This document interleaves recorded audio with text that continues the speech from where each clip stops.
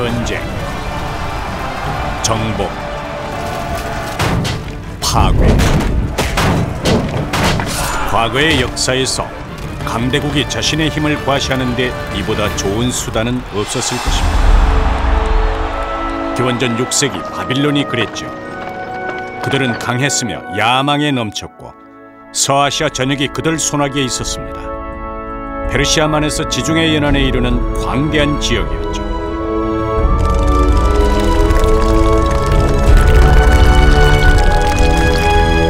이 제국의 수도는 실로 놀라웠습니다. 둘레만 20km에 달했고 18만 명이 살았으며 거리엔 인도, 중국, 지중해 연안 국가들로부터 온 상품들이 넘쳐났습니다. 바빌론은 오늘날의 맨하튼이었습니다.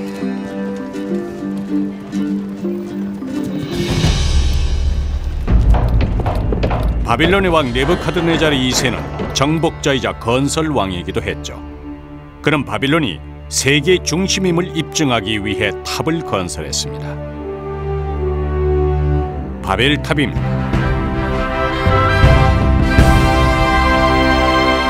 탑은 순전히 흙으로만 건설됐으며 오늘날의 30층 높이와 맞먹습니다.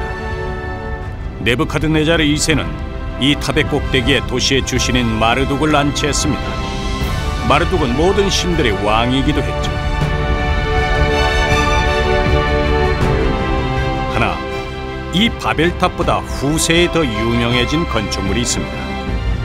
네부카드네자르 2세가 신이 아닌 사랑하는 한 여인을 위해 건설했다고 전해지는 이것, 바로 공중정원입니다.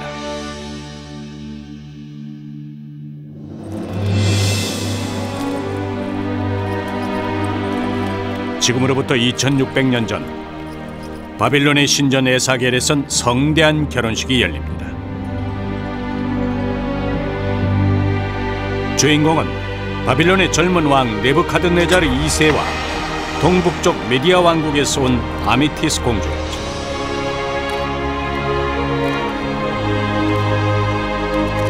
얼핏 평범해 보였지만 사실 이 결혼식은 엄청난 정치적 의도를 가지고 있었습니다.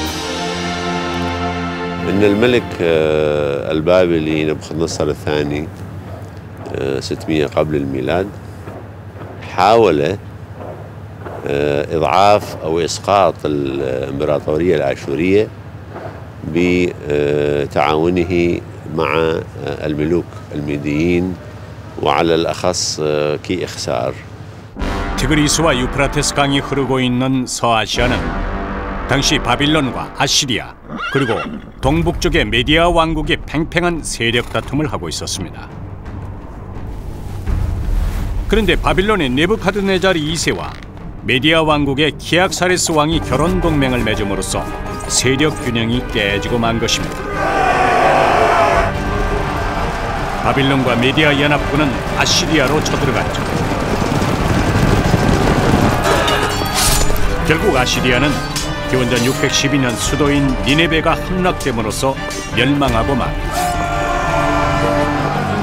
فقد تزوج ابنته الأميرة الميدية أميتس تقوية أواصر العلاقة بين البابليين والميديين وذلك لإسقاط بابل والذي أدى هذا التحالف أو التعاون إلى إسقاط العاصمة الآشورية نينوى في عام 612 قبل الميلاد. 젊은 왕 네부카드네자르 2세에게 아미티스는 사랑스러운 아내이자 또한 은인이기도 했을 것입니다.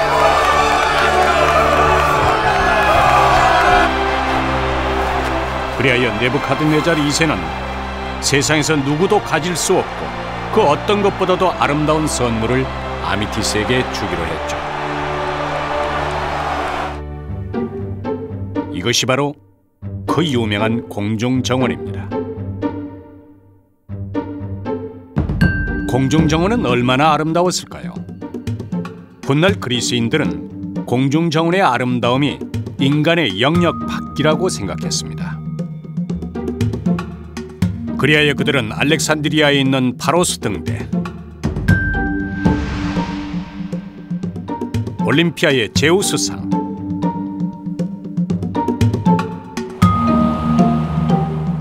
할리카르나소스에 있는 마우솔로스 능묘,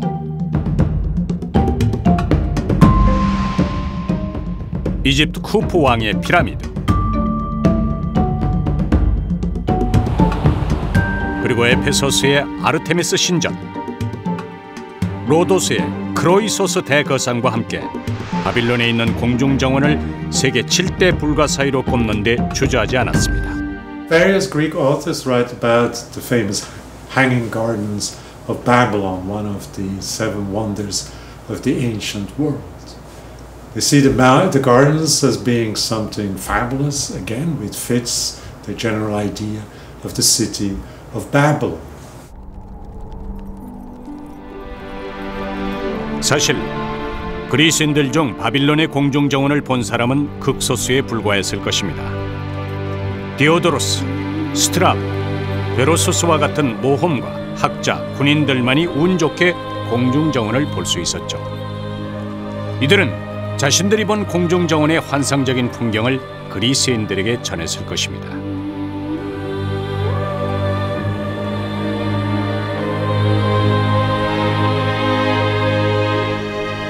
이곳이 그리스인들이 공중정원이 있었다고 말한 바빌론입니다. 바빌론은 이라크의 수도 바그다드에서 남쪽으로 약 100km 지점에 위치하고 있죠.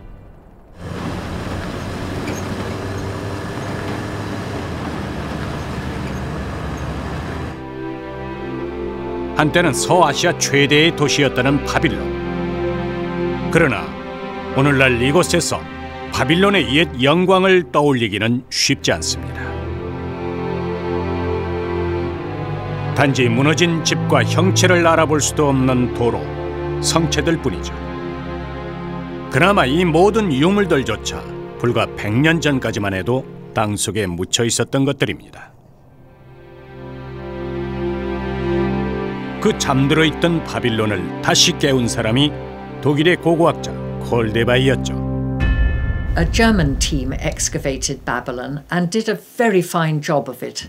They were very careful with the evidence and they covered most of the citadel with the palaces of Nebuchadnezzar. And of course they looked for the garden. Every visitor who came must have said, "Where are the hanging garden?" 콜데바이는 14년 동안 이곳에서 발굴을 계속했습니다. 그 역시 누구보다 공중정원을 찾고 싶어 했을 것입니다. 그러던 어느 날 그는 우연히 돌로 된 아치와 이상한 방들을 발견하게 됩니다. 그는 이곳을 공중정원이라 단정했죠. اعتقد المنقب الألماني كولدواي الذي رأس الهيئة الألمانية للتنقيبات بين سنتي 1899 إلى بداية الحرب العالمية الأولى بأن الزاوية الشمالية الشرقية في القصر الجنوبي هي المكان الصحيح للجنان المعلقة وما يدعى الآن ببيت الأقبية لأنه وجد 14 غرفة متداخلة مقبات واعتقد أن التقبية ممكن أن تشكل أساساً قوياً للبناء العالي لجنان المعلقة. 콜데바이의 주장은 한동안 사실로 받아들여졌습니다. 그곳은 남쪽 궁전과 가까운 곳에 있었고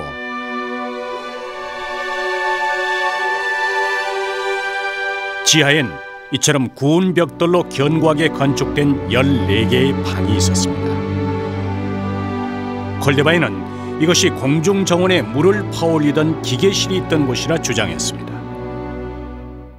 A vaulted room with enormous baked brick vaults holding the roof of the room, and there was a lot of bitumen and baked brick. So it looked as if this was a very special place for some reason. So I think out of desperation, he said this must perhaps be the Hanging Garden. 그러나 콜데바이의 주장과 달리 훗날 학자들은 이곳이 식량 저장고이거나 지하 감옥이었을 것으로 추정하고 있습니다. فإذا كان هذا سجن فهو يمثل سجنا للنبي اليهودي دانيال الذي كان قد سجن بأمر من الملك داريوس. 고대 그리스 학자들의 기록에 따르면 공중정원은 바벨탑과 그리 멀지 않은 바빌론의 중심지에 있었습니다. 지금은 흙무더기와 일부 복원된 잿빛 유적들만 즐비한 이곳. 그러나 이곳 어디쯤 공중정원이 있었을 것이고 2600년 전의 모습은 지금과는 전혀 달랐을 것입니다. 그리스 학자들은 공중정원의 모습을 이렇게 기록하고 있죠.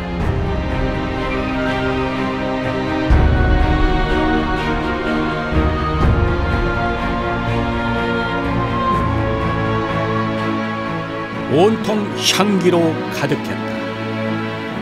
포도나무처럼 주렁주렁 열린 석류나무는 잔잔한 미풍의 향기를 실어보내고 있었다. 폭포수에서 튀는 물방울은 마치 하늘의 비율처럼 반짝였다. 공중정원엔 엄청난 양의 물이 필요했을 것입니다. 때문에 유프라테스 강과 인접한 곳이 아니면 불가능하다는 주장이 설득력을 얻고 있습니다.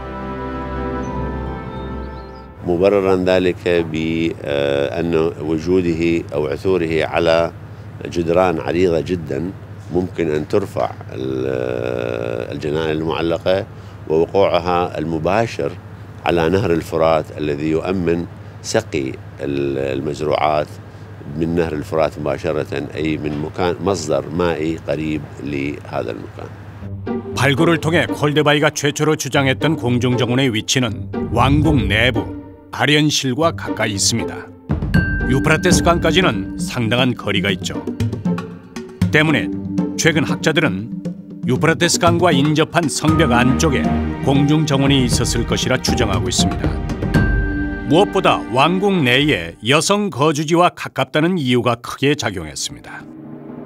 실제로 1세기 그리스 학자 스트라보는 공중정원에 대해 이렇게 기록하고 있습니다.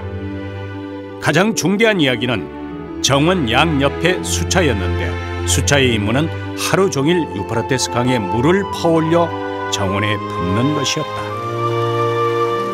이처럼 공중정원은 사랑하는 왕비를 위해 건설했다는 그 아름다운 이야기만큼이나 아직도 베일이 쌓여있고 논란도 많습니다.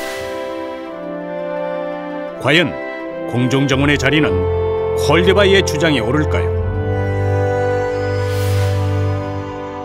또 다른 주장도 있습니다. There was another suggestion for where to put the garden, relying on the fact that it was said to be beside the river Euphrates.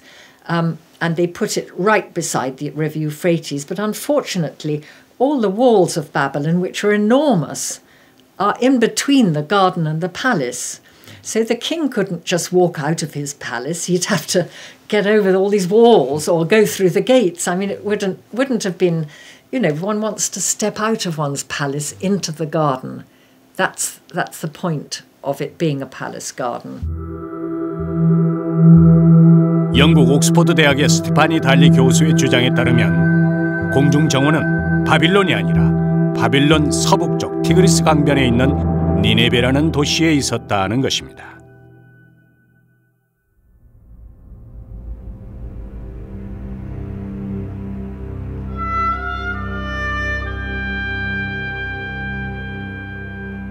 니네베는 실로 웅대한 도시였습니다. 고대 오리엔트에 최초로 세계 제국을 세운 아시리아의 수도이기도 했죠.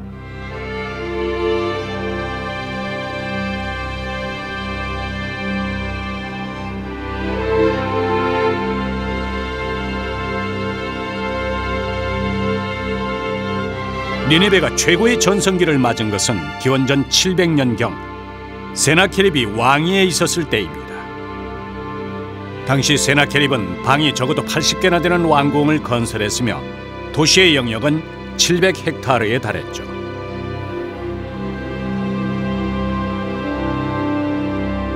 학자들은 훗날 그리스 사람들이 니네베를 바빌론으로 착각했을 가능성에 주목하고 있습니다. 바빌론은 신에게 향하는 문이라는 뜻을 갖고 있는데 니네베인 신의 이름을 딴 성문들이 많았다는 것입니다. And when Sennacherib did some rebuilding in Nineveh, he changed the names or added new names to the gates, which were the names of the gods and goddesses. So it was easy to consider Nineveh as another Babylon. 아시리아의 수도 니네베를 관통하고 있는 티그리스강. 강 주변엔 지금도 희미하게나마 옛 아시리아의 유적들이 평원의 황량함을 지키고 있습니다. 세나케립에 이어 기원전 7세기 말 왕위에 등극한 아슈르바니팔 왕은 아시리아에 새로운 전성기를 가져다 줍니다. 그는 왕궁을 건설하고 세계 최초의 도서관을 설립한 다음 온 나라 안에 있는 당시의 고대 문헌들을 모아 베껴 쓰도록 지시했습니다. 이처럼 국가 권력이 안정되자 지배자들은 전쟁보다 문화적 향유를 위해 보다 많은 시간을 보내게 됩니다.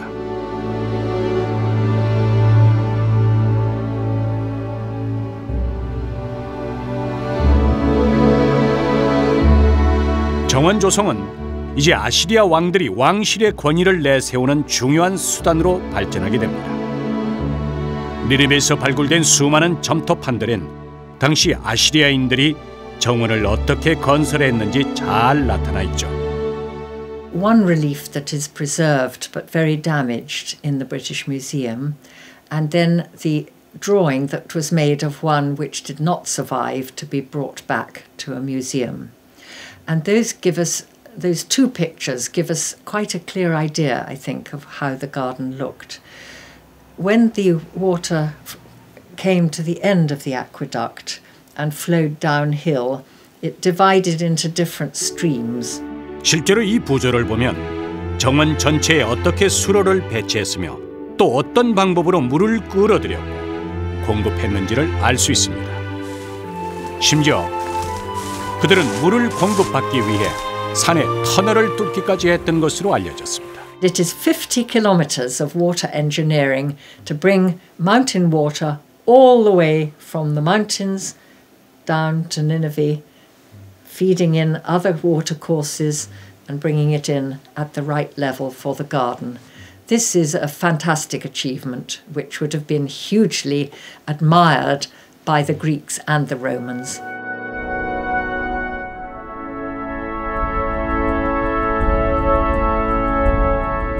니네베에서 40km 떨어진 자루 안엔 지금도 세나케립 왕 때 건설한 수로의 흔적이 남아 있습니다.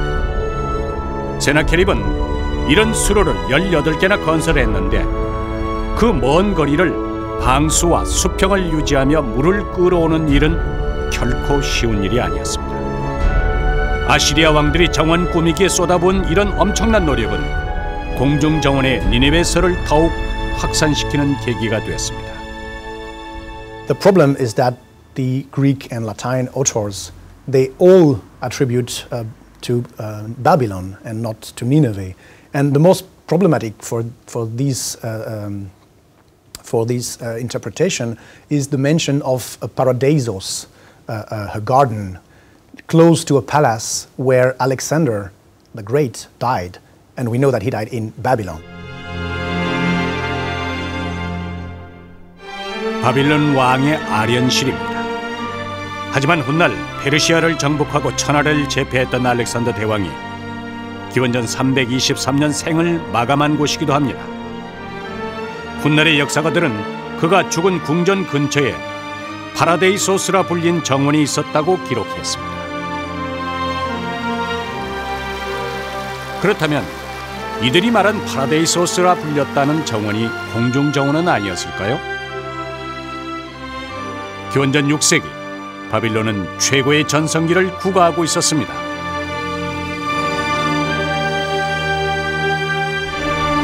정복자였던 네부카드네자르 2세는 이미 오늘날 30층 높이에 해당하는 바벨탑의 건설자이기도 했습니다. 때문에 결심한다면 공중정원은 얼마든지 건설이 가능했을 것입니다.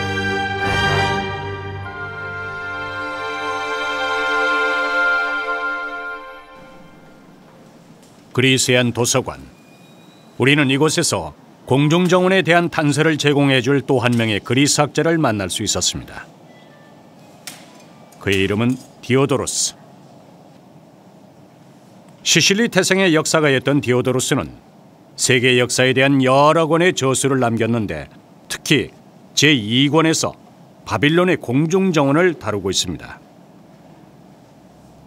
정원의 길이는 각 방향으로 123m이다. 진입로는 언덕과 같이 경사지였고 계단식으로 올라가는 구조였다. 전체적인 모습은 노천극장을 연상시켰다.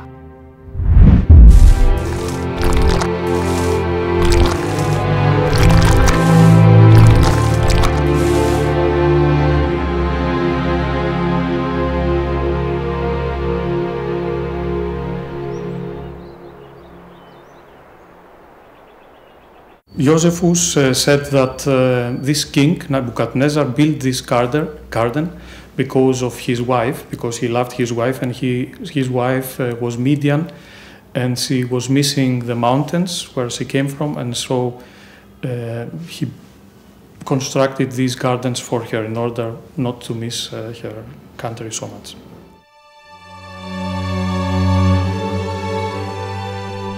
사막 한가운데로 시집온 아미티스는 외로웠을 것입니다.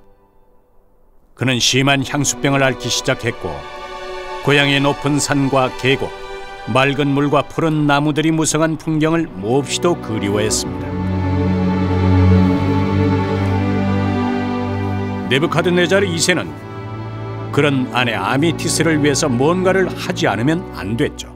و این از این مناظر خاطره داشته و این باعث می شده که دلتنگ بشه برای کشورش و برای وطنش. 결국 네부카드네자르 2세는 아내가 그리워하는 고향 풍경을 옮겨주기로 했습니다. 물론 바빌론의 건설자들은 사상 최고의 정원을 건설하는 데 충분한 기술을 갖고 있었죠. 무겁고 높은 건축물을 짓기 위해 가장 먼저 그에 걸맞는 기반 공사가 필요했고 건설자들은 충분한 깊이까지 모래를 파내야만 했습니다.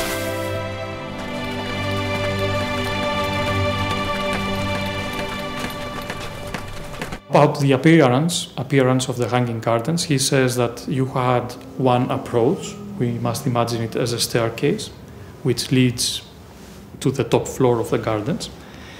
And you also have terraces which have been built on each other. You had a series of terraces built upon one another. So that's, and in front of every terrace you had a gallery which has been supported by stone pillars.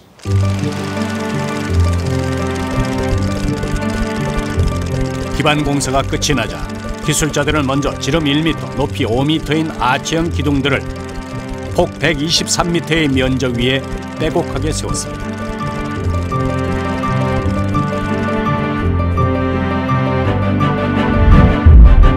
그리고는 그 위에 견고한 돌판을 얹은 다음 나무를 심을 수 있는 테라스를 남기고 다음 층을 지어갔습니다.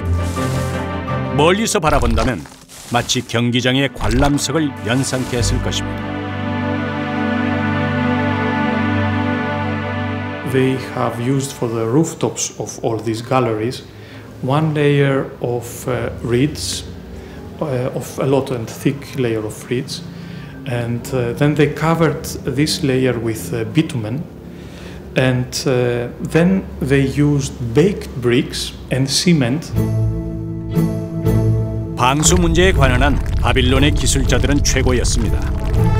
그들은 이미 수천 년 전부터 내려온 메소포타미아 문명의 흙 건축 기술을 통해 노하우를 갖고 있었죠. 먼저 흙벽돌을 깐 다음 그 위에 나무로 된 판을 깔고 역청을 부어 덮었습니다. 그리고는 그 위에 흙을 쌓아 나무를 심었던 것이죠.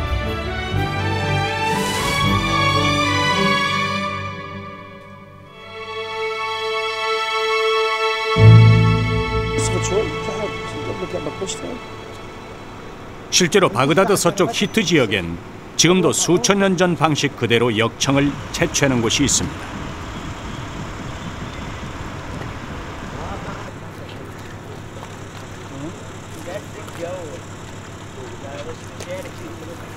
사람들은 손에 흙을 묻힌 다음 재빨리 무른 역청을 뜯어내 건축 하단이나 배의 밑창에 바르곤 합니다. 처음엔 무르나 금방 단단해지고 접착력이 좋아서 방수 효과인 최고의 재료죠.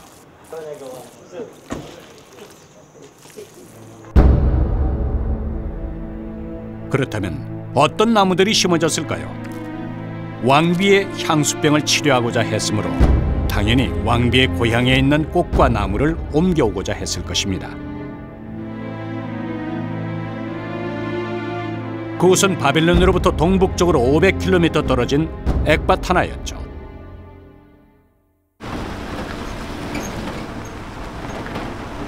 오늘날 이란 북부 하마단주의 주도인 이곳은 과거 엑바타나로 불렸으며 고대 메디아 왕국의 수도였습니다.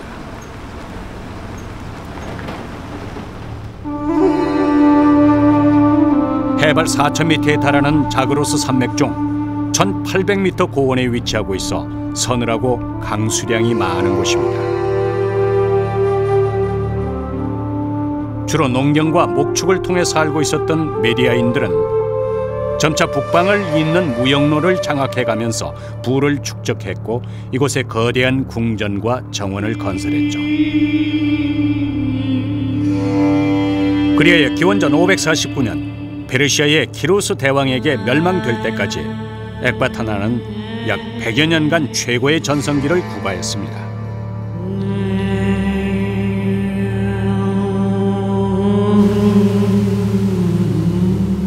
때문에 메디아의 궁궐에서 태어났던 아미티스는 사막과 달리 뚜렷한 계절 변화와 늘 맑은 물이 흐르는 시내, 그리고 싱그러운 나무와 꽃들 속에서 성장했을 것입니다.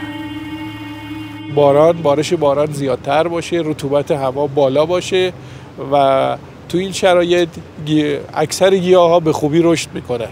بنابراین تنوع گیاهی بالایی رو ما در شمال ایران داریم و گیاها خیلی پررشد و سرسبز هستند. 역사적으로 이란 사람들이 갖는 낙원에 대한 묘사는 한결같습니다.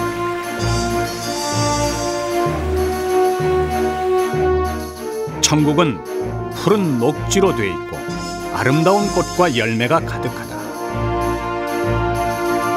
그곳엔 꿀과 우유가 흐르며 수로와 연못이 많다. 이런 이란인들의 낙원에 대한 인식은 고대의 수많은 정원을 탄생시킨 배경이 됐습니다. 그들은 지상의 천국과 유사한 풍경을 만들어내고 싶어 했죠.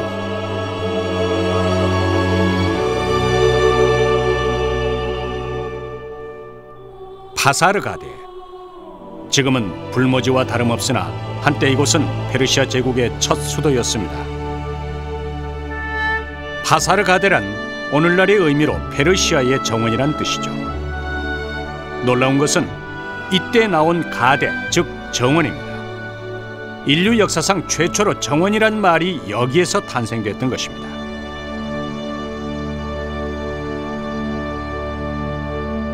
یعنی اون چیزی، اون تصوری که ما راجع به باغ معلق بابل داریم توی همین تصویرهای خیالی که نقاشا اولین بار در قرن 17 میلادی 16 میلادی کشیدن، در این تصویرها ما شبیهش رو اصلا اثر تاریخیش رو در پاسارگاد و بعد در تخت جمشید داریم.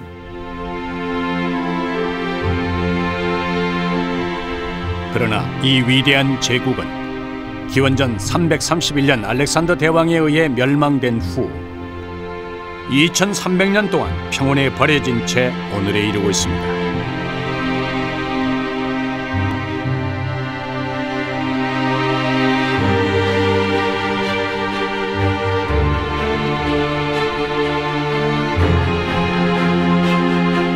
과연 이들은 어떤 정원을 건설했기에 훗날 유럽 정원의 모델이 됐을까요?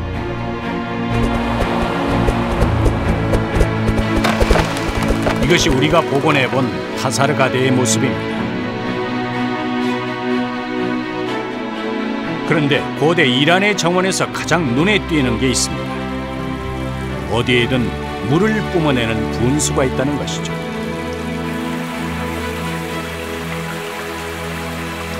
آبنماهای کاخ پاسارگاد یک کانال‌ها و حوض‌های مربع شکلی هست که به عنوان یک منظره سازی آب رو میاد در تمام باغ میچرخونه و اون نقش مقدسش رو ایجاد میکنه. از نظر عمل کردی هم میاد آب رو پالایش میکنه و تمیز میکنه. 고대 페르시아 정원, 즉 이란 정원의 가장 큰 특징은 물을 어떻게 활용하느냐 하는 것이었습니다. 물의 양에 따라 정원의 규모가 결정됐죠. 보통은 맨 중앙에 수압에 의해 자연적으로 치솟는 분수대를 마련했습니다. 페르시아가 개발한 발명품이기도 합니다.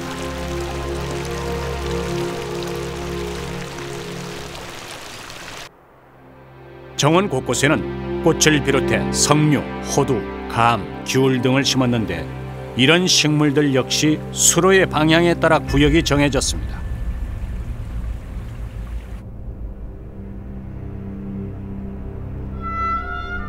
이곳이 바로 그 유명한 페르세폴리스입니다. 고대 페르시아의 모든 영광과 예술이 하나로 모여 보석처럼 남아있는 곳이기도 합니다.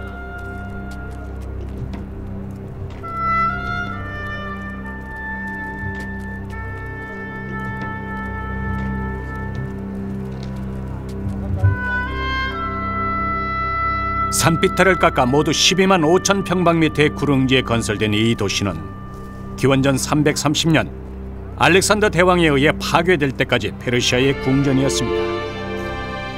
그런데 학자들은 유적지 조사 과정에서 이 건축물 곳곳에 테라스, 즉 정원이 존재했음을 알게 됐죠. و اونجا تراس هایی وجود داره که فرم تراس کاملا روشن میکنه مثل تراس تخت جمشید که بعداً از این الهام گرفته شد. این تراس ها سبز بودن، باغ بودن. 궁전을 건설할 때 기술자들은 가장 먼저 수로를 어떻게 배치할 것인지를 고민했을 것입니다. 다행히 페르세폴리스는 산비탈에 있었기에 그곳으로부터 물을 공급받아 테라스에 흐르도록 할 수 있었습니다. 때문에 이곳은 건조 지역임에도 불구하고 사철 푸르고 향기로운 꽃과 나무들로 가득했을 것입니다.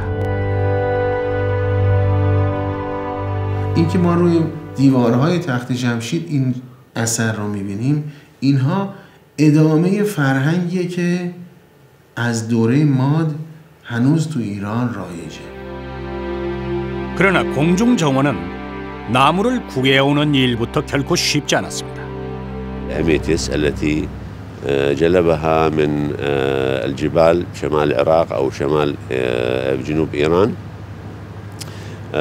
وقد حاول عمل شيء مشابه للطبيعة التي كانت تعيش فيها، وجلب لها الأشجار والأزهار من كل أنحاء العالم. 마차의 행렬이 장관을 이뤘을 것입니다. 짐꾼들은 석류나 야자나무 등 200여 종류의 수목과 함께 온갖 진귀한 꽃들을 바빌론으로 옮겼죠. 장렬하는 태양 아래서 나무들이 말라 죽지 않게 하는 것도 큰 문제였을 것입니다. یعنی گیاهی که بذرش در دست باشه یا به شکل نهال یا سیدلینگ باشه اینو بشه منتقل کرد و یا بوته رو بشه تقسیم کرد همراه با ریشه جابجا کرد. طبیعیه که درختای شاید خیلی بزرگ مشکل بوده، بیشتر درختایی که گل میدن، شکوفه میدن و در زمستان به خواب میرن، اینها انتقالشون راحت تر است. 이제 마지막으로 해결해야 될 문제가 있습니다. 그건 엄청난 수량의 물을 어떻게 공급하느냐 하는 것이었습니다. 이에 대해서 기원전 1세기 그리스의 학자 스트라보는 바빌론의 기술자들이 그 문제를 어떻게 해결했는지를 기록하고 있습니다. 수차는 정원 꼭대기에서부터 내려왔는데 계단과 평행하게 뻗어 있다. 수로였을 것으로 예상하나 아무도 그 내부를 들여다볼 수 없었다. 이것은 스크류 펌프를 통한 물 공급 방식을 떠올리게 합니다.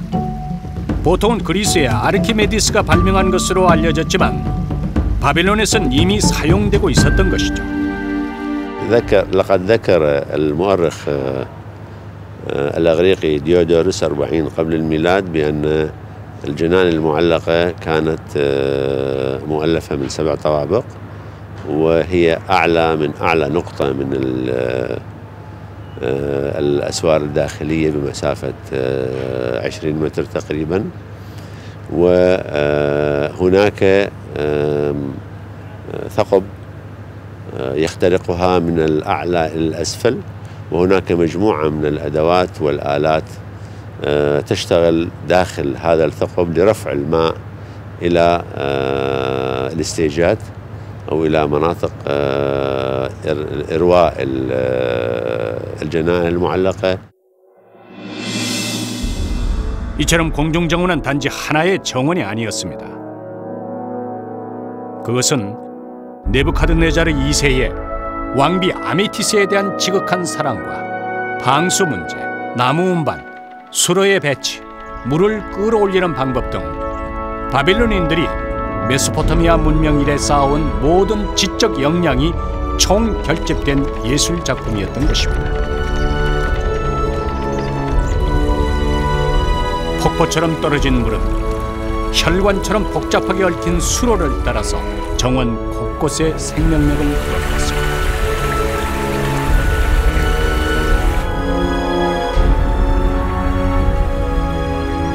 누구라도 이것을 방문했다면 울창한 삼림 속에 들어와 있는 느낌을 받았을 것입니다.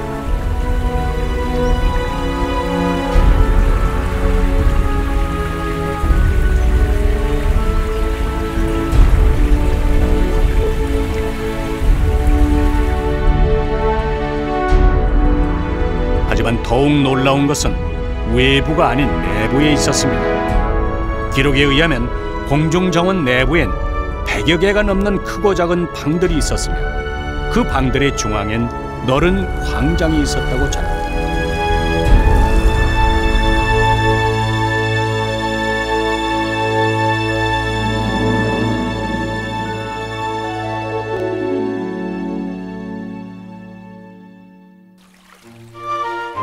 천창을 통해 은은한 빛이 들어왔을 광장 가운데인 더위를 식혀줄 목욕탕도 있었습니다.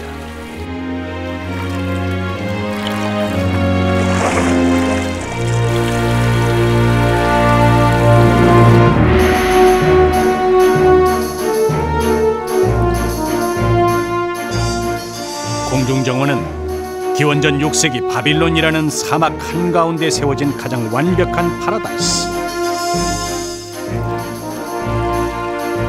아메티스가 꿈꾸고 바벨론인들이 완성해낸 지상 최고의 낙원이었던 것입니다.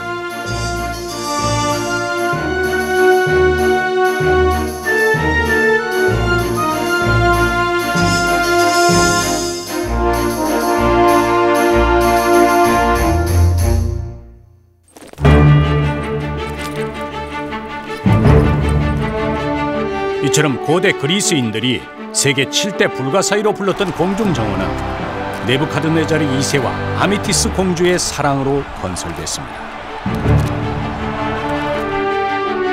먼 북방에 있는 산악국가에서 사막 한가운데로 시집온 아메티스가 향수병에 걸리자 네부카드네자르 2세는 슬픔에 휩싸였습니다.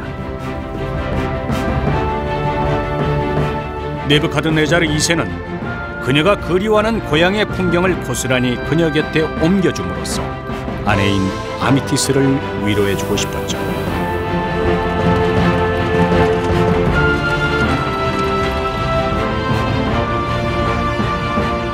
결국 네부카드네자르 2세는 공주가 살았던 북방 메디아에 있는 수백 종의 꽃과 나무들을 바빌론으로 가져옵니다.